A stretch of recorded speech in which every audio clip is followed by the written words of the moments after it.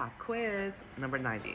A child with Wilm's tumor has had a kidney removed and is now receiving chemotherapy.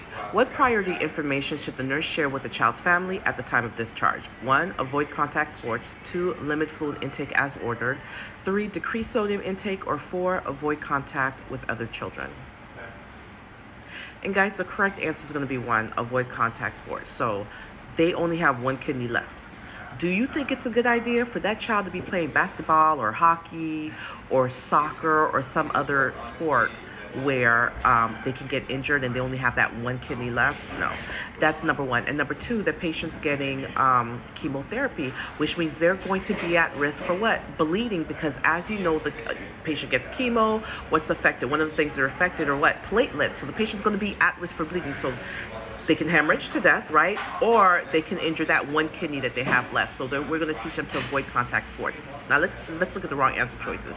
2, limit fluid intake. Let me tell you something. If you want to kill somebody's kidney, what are you going to do? Cause dehydration, right? You make the kidney work harder and then just lose its strength. So of course, we are not going to decrease fluids. If anything, we want we want the kidney to be flesh. We want the patient drinking lots of fluids. So that's not the answer. Choice 3, decrease sodium intake.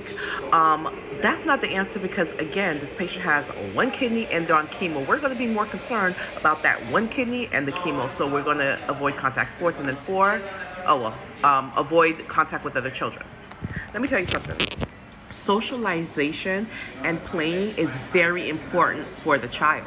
That's how they learn about the environment. That's how they learn about themselves. So we don't want them to be isolated. We want them to be around other children their age because, again, that's their job. The work of the child is socialization and play. So the correct answer, again, guys, avoid contact sports.